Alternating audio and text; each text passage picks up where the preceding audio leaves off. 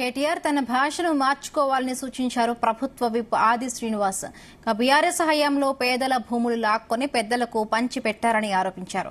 BRS వల్ల జరిగిన పొరపాటును సరిదిద్దుతున్నామని తెలిపారు.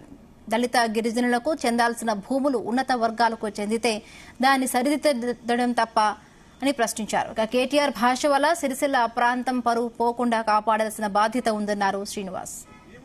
ప్రజలకు అవసరం ఉన్నట్టు తీసుకోవడం కోసం ప్రయత్నిస్తున్నారు. ఆడబడులు కూడా లేదు మీలాగా.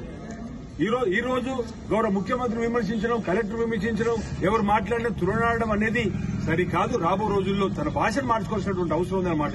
వ్యక్తిగా గౌరవిస్తాం. మీరు ఒకటంటే మీరు రెండంటారు.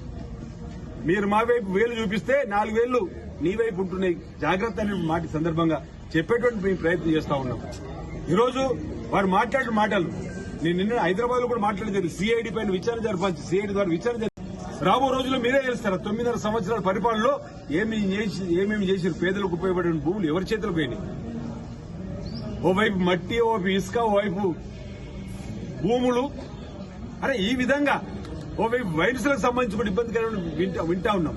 ఈ విధంగా అవినీతి అక్రమ పాలన తెరదేపినటువంటి మీరు ఈరోజు ఈ ప్రభుత్వం ప్రజల పాలన అందిస్తుంది, ప్రజలకు ఉపయోగపడే పనులు అందిస్తుంది. సరే ఇక్కడికి వచ్చి నీ కార్యకర్తలు కాపాడుకోవడానికి కూడా కూర్చొని మాట్లాడు మాకు అభ్యంతరం. కానీ కార్యకర్తలు కాపాడుకోవడం కోసం మా ప్రభుత్వాన్ని తిడితే మాత్రం ఇక్కడ చూస్తూ ఎవరు ఊరుకోమని చెప్తున్నారు. మేము కూడా ప్రజల నుండి వచ్చిన వాళ్ళం, ప్రజల కష్టాల సుఖం నుంచి వచ్చిన వాళ్ళం. ఎవరెవరో పిచ్చి పిచ్చి కూతలు కూస్తుంటే దానికి మీ అందరూ కూడా స్పందించవలసినటువంటి సందర్భం వచ్చినప్పుడు అవకాశం ఉంది చెప్పేటువంటి కార్యక్రమం ఈ సందర్భంగా చెప్తున్నాం. మేము ఎవరు వ్యక్తులకు వ్యతిరేకం కాదు, ఇక్కడ ఉన్నటువంటి మా నాయకత్వంతో కూడా ఈరోజు వ్యవస్థను సమూల మార్పులు చేయాలని చెప్పిన ఆలోచనతోటి జరిగిన పొరపాటు సరిదిద్దే కార్యక్రమం చేస్తే తప్పని అడుగుతున్నాం.